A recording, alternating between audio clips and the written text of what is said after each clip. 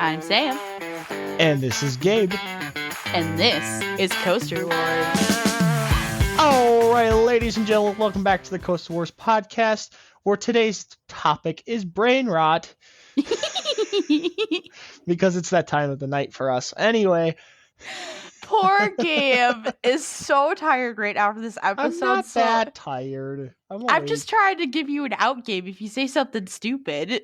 Well, I'm guaranteed that's regardless of if I'm tired or not. That's going to happen at some point, regardless of levels of energy. It's just a natural thing with me, okay? It just changes your inflection, apparently. Yeah, well, a little. Yeah. All right, let's get back to roller coasters here.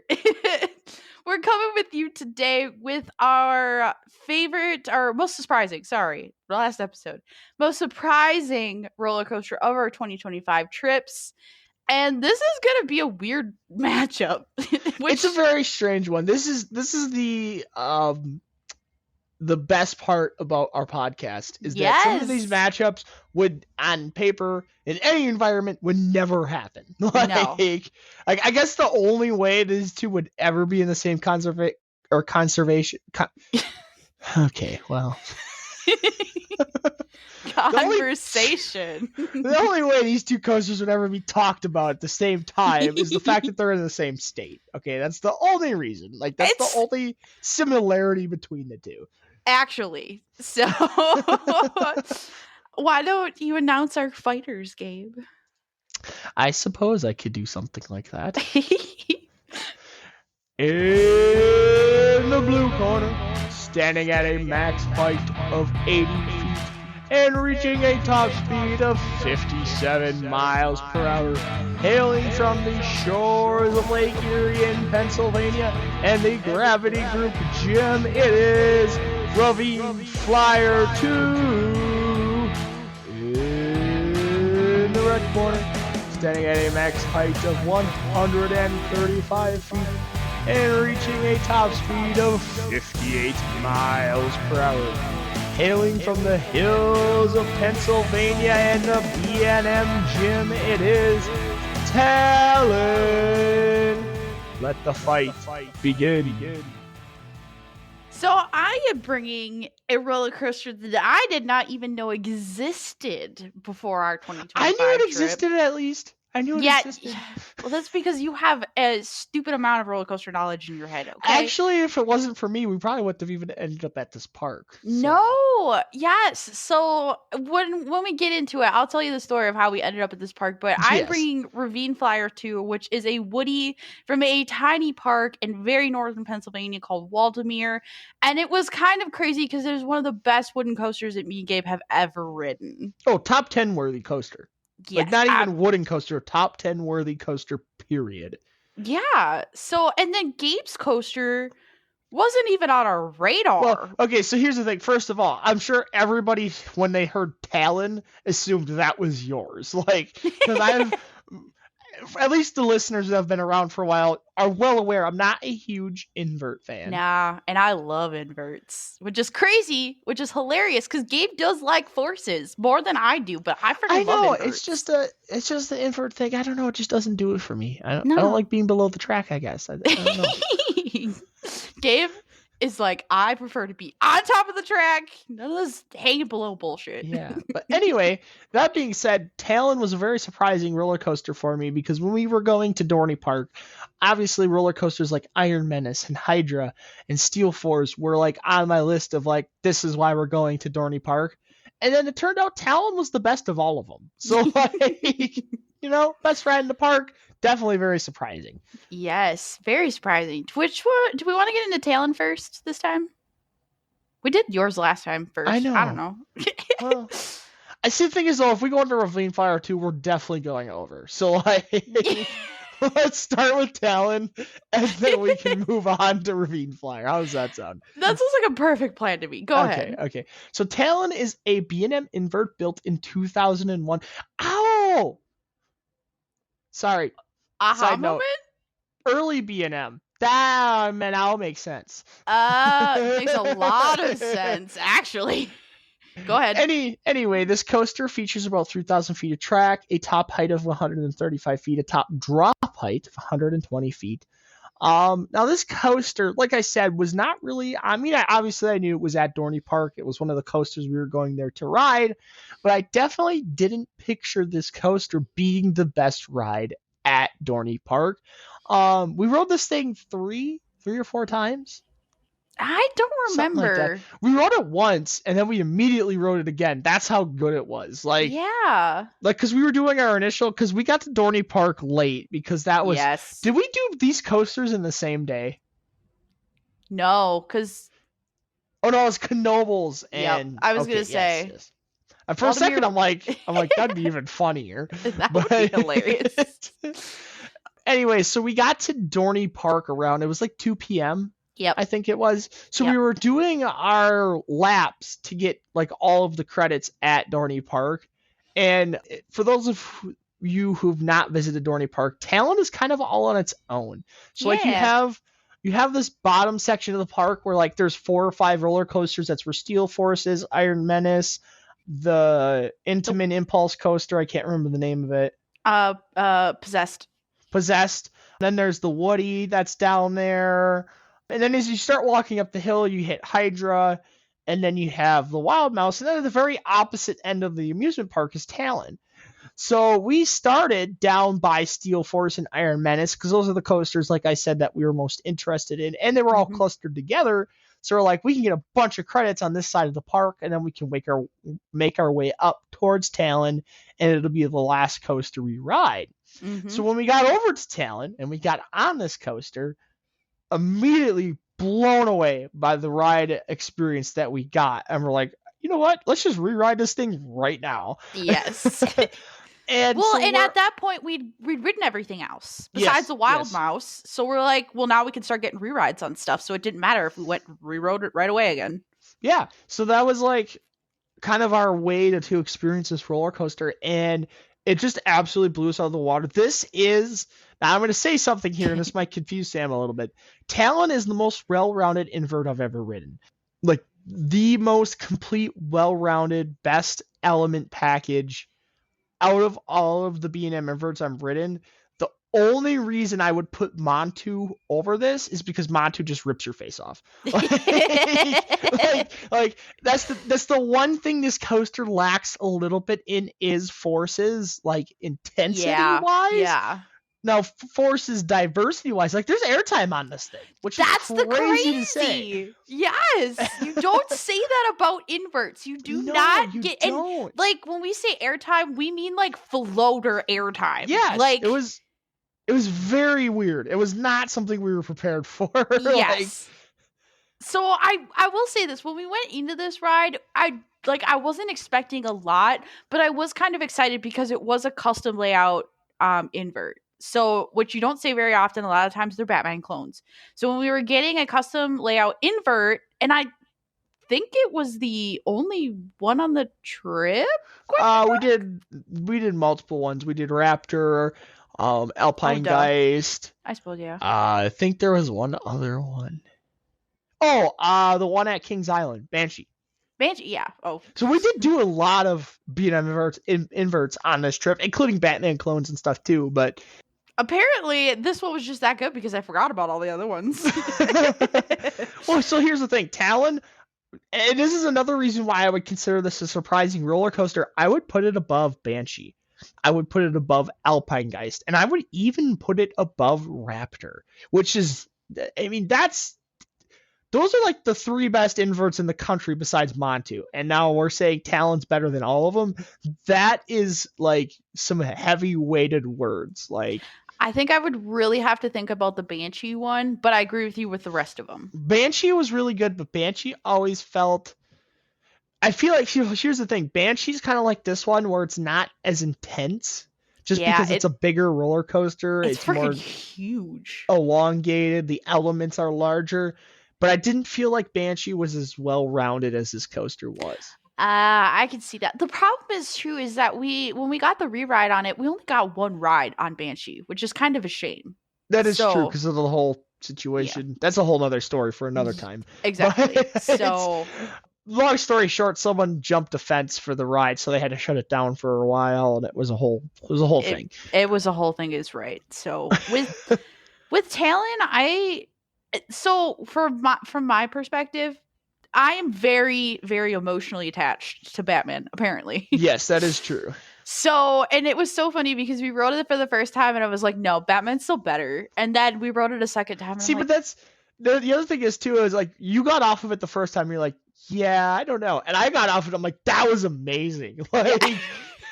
Like, we were definitely, this is another coaster we got off of. Me and you had vastly different experiences on it. Yes. And it's just so funny to me when you think about roller coasters and how we were literally sitting directly next to each other on the same train at the same time and had completely different reactions to it. Oh yeah. So, but I will say this, after the second go around, I did sit there and I literally went to myself, I'm like, God damn it, it is better. So it is, you're very right. It's a very well-rounded roller coaster. And the other thing we were talking about with this one too, which is where I come in, is that it's very pretty to look at. So it's a Oh, it very is. pretty color. And theming then wise, go ahead. it's very generic. Like, don't get Yes. me wrong there, but just the paint job. Like, you know how some Yes. cars drive by and like, this is a bad example, but like you look at a Tesla truck, and you're like, God, I hate Tesla trucks. But that's a really cool paint job. Like, Oh, it's one of those yeah. things where it's like, gosh, this theming is very generic and just non-existent. But I really like the paint job on this thing. If Like, a Tesla Cybertruck drove by me with a custom Terminator mural, I'd be like, okay, that's a cool paint job. yeah, that's what I'm saying. Like, yes. just the color scheme is just a very pretty. And then obviously B&M inverts are gorgeous coasters. Like, just the profiling and the shape of the track and everything, just absolutely gorgeous coasters. And then you throw the paint job on top of it. It's just a very well done, visually looking roller coaster. The other thing I want to mention real quick before we get into the POV, some of the pictures that you see on RCDB of this coaster are very dry and like brown. Like, when we got to ride this roller coaster, there was a lot of foliage and there was a lot of trees, and it kind of created almost like a tunneling effect because they're all around the track for this coaster, and it made it feel like it was running a little bit faster than it probably actually was. Yes, it was it's very cool because you like go up onto the lift hill and then you kind of dive into this mini forest that's like all around this roller coaster. And like Gabe said, it's kind of like off by itself, so you don't have it intertwining with any other roller coasters. You're kind of off in your own little experience over on this roller coaster, which is very cool. It is a very, very, very good scenic, area that this roller coaster is in. Yes. So that being said, let's get into the layout of this thing. So this roller coaster starts with the lift pretty much right out of the station, and you climb all the way up to that 135 foot top height mark, and you go down a little pre-drop before dropping into the initial drop, which is just like basically any other invert. It's a 180-degree turn as you descend towards the ground. You then pull up into the first inversion of the roller coaster, which is a vertical loop, which I thought was pretty intense. I don't think it was the most intense moment on the ride, but it's definitely like a very forceful way to start off this roller coaster. Yes. That being said, you then go into the second largest element on the ride, which is a 0G roll, which gives you actual 0G forces, like actual floating airtime. That's the thing with a lot of inverts is they're moving so fast that sometimes these 0G moments, you kind of just whip through them, and there's so much whip involved that you get a little bit of forces. This was an actual 0G roll. It was beautiful. So then after that, you dive towards the ground and head into the next inversion on this roller coaster, which I believe would be in the category of a Batwing, which is basically an Immelman loop, but for an invert, because obviously you're on the outside of the track, so the profiling's a little different. Now, this was the most forceful moment on the ride. This Batwing was very whippy and very, very intense. After that, you then dive back towards the ground and you pop up into an upward helix. You kind of ascend and then descend afterwards. You then pop up into kind of it's like a banked elevated turn to the right. So you're not really diving towards the ground or anything. You just kind of like pop up, you get a little bit of airtime, and then you bank. You're kind of going over the station area. It's kind of like a clearance element, I would call it. But then you dive back towards the ground, and that's where you get some really good airtime in the back row. And then this is when the coaster kind of transfers. So the first couple of elements on this roller coaster, the vertical loop, the zero-G roll, and the batwing, are very high, tall elements that kind of keep you off the ground and up in elevation. You then go through this elevated turn, you dive back towards the ground, and then this coaster becomes very compact and very close to the ground. Yes. So then you bank to a 90-degree turn to the left, and then that is followed by a corkscrew, another very intense whippy moment. You then bank and turns towards the right, and you go through a 180-degree, 90-degree banked turn. And then you pop back up and over the track, which gives you another moment of floater airtime, little airtime hill moment, and then you have one more pop back up into the final brakes to give you one more small pop of airtime, and then this coaster ends. So it is a very, very well-rounded, long layout. I believe it features 4 inversions. Did I count those right? I did. And then obviously just a very well-paced, very intense, very well-rounded invert. Yes. Oh, this thing was good from start to finish. And I think not necessarily an issue for inverts, but some coasters will have good sections and bad sections, so to speak. And like another invert that I think of actually that has this issue, I think, is Great Bear at Hershey Park has a lot of 100%. straight sections. Yes. Like straight sections where it's doing nothing. This coaster is always doing something to you. And then where it really shines, like Gabe was saying, is it's well rounded. So it's always doing something different to you. Doesn't feel like it's got a one trick pony that does the same thing over and over again. So it makes it a very well rounded experience, like he kept saying. I think my favorite part about this coaster is that second half and the kind of yo-yo effect that it has. Because so you kind of go through that elevated turn, and that's like your little pause, your little moment to breathe, because every invert needs that. Like, let's be honest here. Yes. And then after that, you dive towards the ground, you get some airtime, so you're kind of like out floating in your seat. And then you hit that 90-degree bank turn to the left, and you're slammed into it. But then you kind of like bank back to the other way, and you get a little airtime pop, and then there's like the transition moment, which also gives you like a little airtime pop, and then you're slammed back into your seat, and then you come around the corner, and then you have to jump over the one piece of track, and then you're all of a sudden back up into airtime. And then as you're going back down towards the ground, you pull out, you get slammed back into your seat, and then again you pop up into the final brakes, and you get that little airtime moment, and then you're slammed into the restraint as you hit the brakes. It's kind of like that yo-yo effect of bouncing you back and forth. Maybe the forces aren't truly that extreme, but the change in force is. You get what I'm saying? Yeah. And then it's just the pacing at the end there. It's just like boom, boom, boom, boom, boom, and then you're on the final brakes. And it's just so well done because, you know, the first half of the roller coaster, you have the standout individual elements. And then the second half is just rapid fire, hit you over and over again. And when you put those two things together, you do get a very complete roller coaster experience. It kind of reminds me a lot of the pacing on Air Force One now that you describe it like that. Oh, 100%.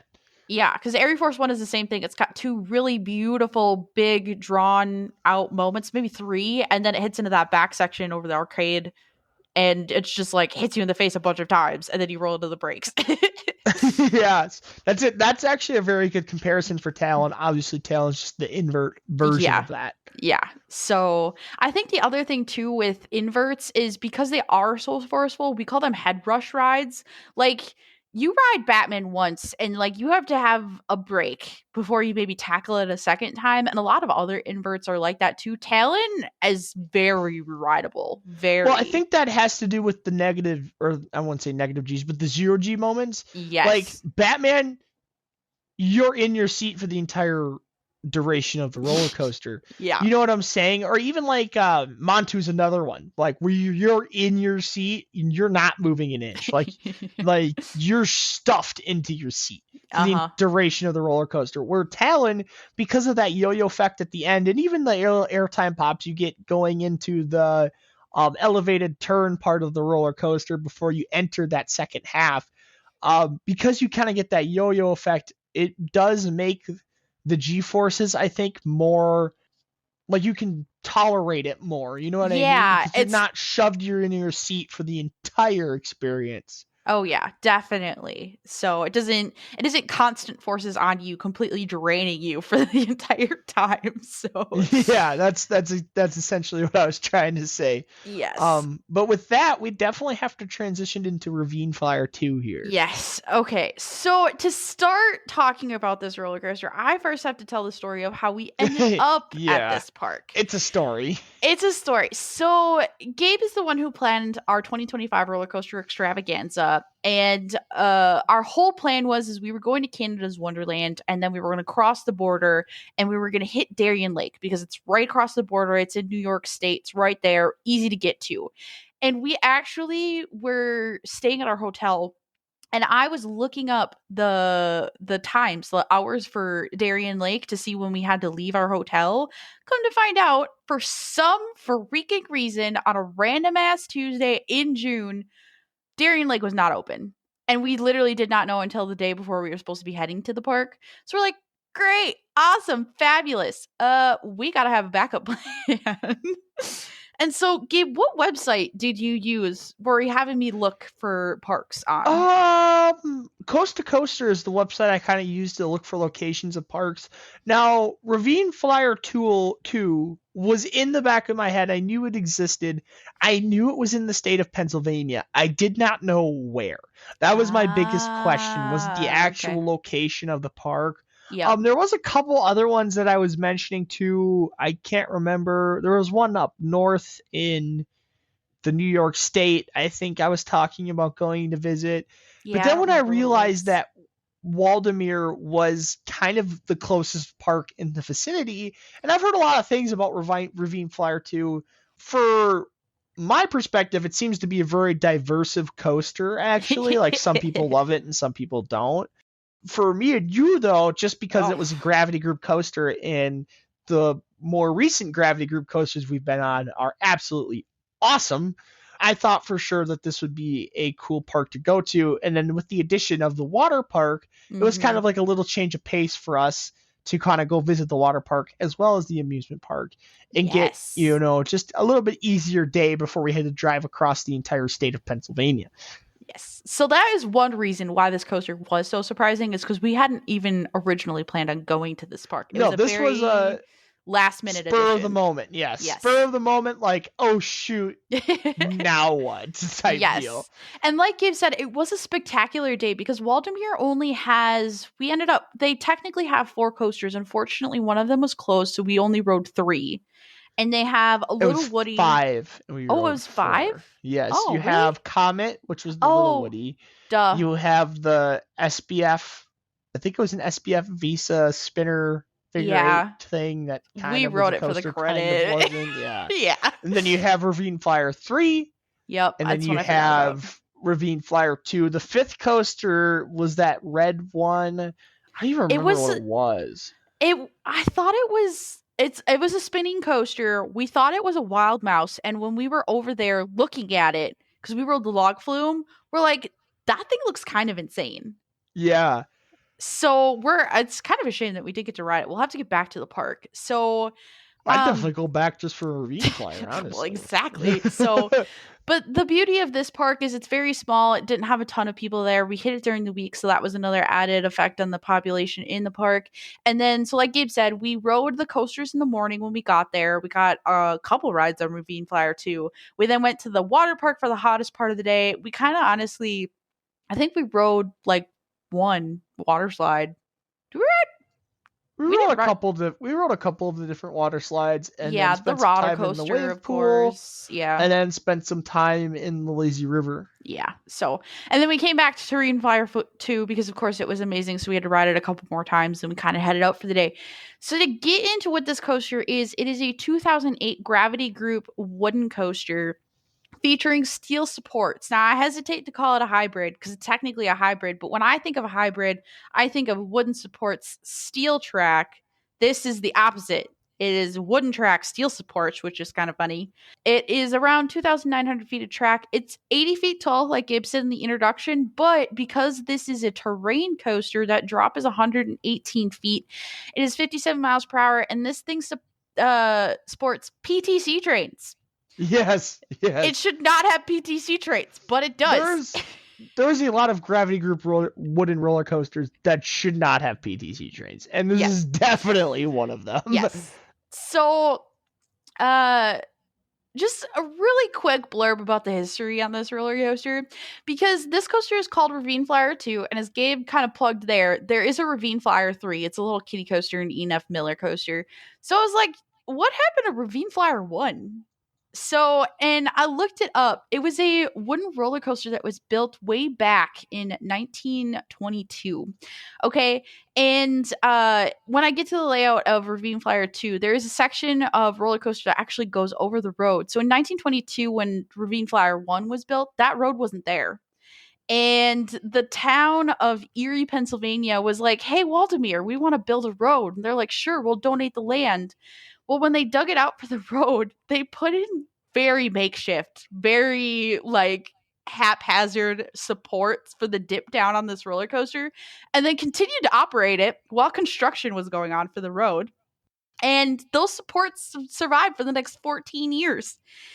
But unfortunately, in 1938, there was a major failure in the track. The train ended up valleying, and then one of the passengers, they don't know how he got out of his restraints and stuff, but he ended up falling to his death, unfortunately. So, of course, the roller coaster was closed. It was inspected by the state of Pennsylvania, and it was condemned and torn down. Now, I don't know if it's because of the age of this coaster or the size of the park or the combination of all these things. There are only 3 surviving pictures of the roller coaster itself.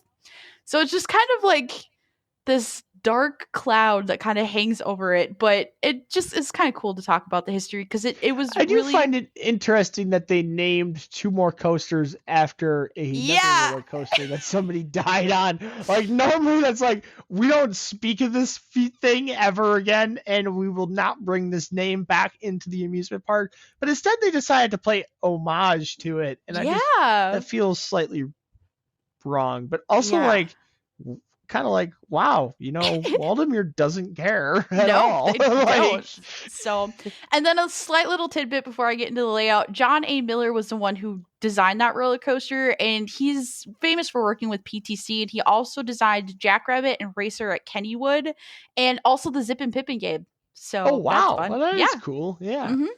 So to get into the layout of Ravine Flyer 2, we start with a slight left out of the station that brings you directly into that lift hill. And the drop is slightly curved, where you then drop into a left bank turn that is inside a tunnel and into the big airtime hill, the first that goes over the road.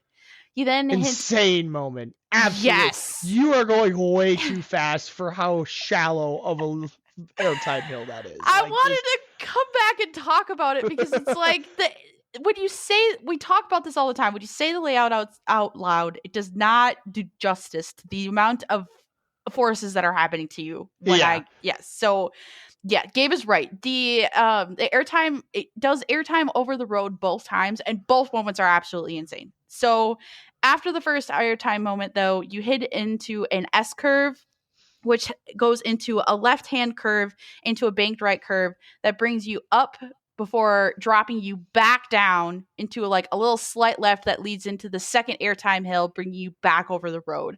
And again, absolutely insane airtime moment. You picked up so much more speed. After the airtime hill over the road, you drop into a tunnel with a left turn and a speed hill. You then have another airtime hill, which leads into another tunnel with a left banked turn containing some airtime as you're turning. So the thing is, like, none of the elements on this ride are just straight anything. No, they're not. Except for this time. So after this like weird banked turn containing some airtime, you do have a pretty standard airtime hill. It's like the one on this ride. but that leads into a banked left turn, and you have another like airtime right turn that kind of transitions into an almost 90-degree turn. I say almost because it isn't listed as a 90-degree turn on RCDB, so I don't know if it's fully 90 degrees. It looks like 90 degrees from the freaking POV. So that leads into a right east ascending helix, but during this helix, the train kind of like changes its banking throughout. It's not consistent at all. And then there is an airtime hill. The track then straightens out for a straight airtime hill before another banked right turn into those final breaks.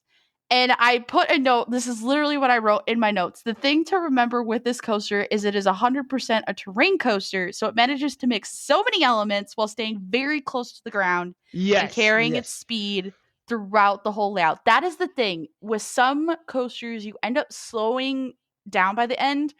Not a problem on this thing. No, it is not. Speed through this entire layout. It whips you in every single direction. I made the mistake of putting my arm kind of outside of the train to try and hold on. I ended up with one of the most nasty bruises I've had in my life. Yes, that's right.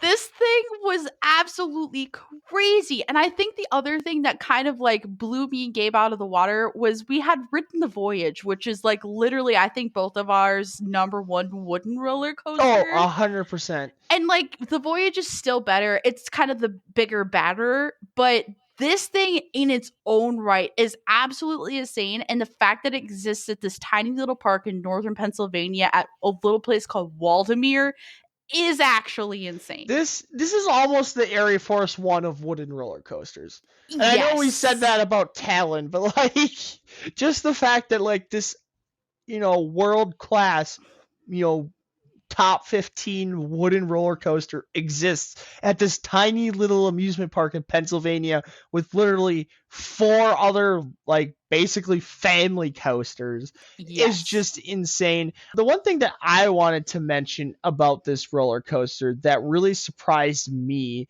is the terrain aspect of it. And then the return trip back up the side of the hill is definitely the best moment. That because so basically you go to the other side of the road, you kind of pull all the way up into basically the second tallest moment on the roller coaster, and you do get a small, and when I say small, I mean tiny little pause, especially like if you're in the farther front of the roller coaster train. In the back, it's really nothing at all. No. But like you do get a moment to kind of get that really cool view of Lake Erie. You get to see the road below you, and then all hell breaks loose. Like, because then you drop off that I call it the second big drop of the roller coaster. Yep. And in the back row, you get some really, really good floater airtime. But then as you go through that airtime moment as you're heading back across the road, you're absolutely ejected out of your seat. It's probably the best airtime moment on the ride. I always thought it was the first time you crossed that bridge, but I think it's actually the second time. It is 100% the second time. The first one, you get a taste of it. It's like, ooh, ejector. Yeah. And then the second it's really good, but like... Yes. And then the second time, you're just like, I don't know how it got more intense, but it just did. And then like Gabe said, it's like it then launches you into the second half, so you get that amazing ejector moment over the road, and you have no time to sustained ejector moment over the road. And then you have no time to sit there and think about that because you got 100 other elements to think about. And then you dive into that tunnel and your vision's black, and then it's just airtime moment, boom, airtime moment, boom, airtime moment, boom, and then you pull up to go up to the bottom of the top of the hill, and then there's an airtime moment on there, and then there's another bank turn, and then another moment that I really, really loved is that drop off of the side of the hill there as you're going back down towards the valley, because you just rip right next to the valley wall, and you just feel like you're absolutely flying through there. And then you pop up into that very end section where you have a couple more airtime moments before the end of the ride. And that's what I'm saying is that the first drop and the first airtime moment over the road is just a tease. Yeah. And then you hit that ascension, and even that S curve, like the airtime pops in there because like you kind of like pop up, turn, and then you transition, pop up, turn again, and then you climb all the way up to the very tippy top of that element. Kind of like that whole section of the roller coaster is one element. It's just kind of like we said, it was like the S curve up into the banked curve and everything, but it really is one fluid transition all the way through, all the way up to the top of that airtime hill.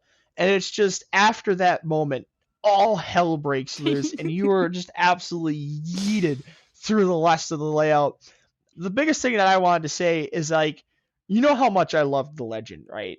Yeah. I absolutely loved the Legend. Yes. If you take Ravine Flyer 2 and you drop it in Holiday World's lineup, it's the second best coaster in the park. Yes. And that's how good Ravine Flyer 2. And I think a lot of that has to do with the terrain. I mean, obviously the Legend is a really cool terrain location coaster all on its own. But just the terrain that the Ravine Flyer 2 is located on just makes the ride that much better, on top of some of the best forces you can get on a traditional wooden roller coaster. Hell yeah. This thing is a powerhouse, and it really is a shame that not more people get to it. We understand why, but my gosh, if I could start a bus tour to get people on this roller coaster, I would. So this is another coaster that's probably going to end up in my top 15. Yeah. Oh, yeah. Absolutely. For me as well. So we're coming to the end here, Gabe.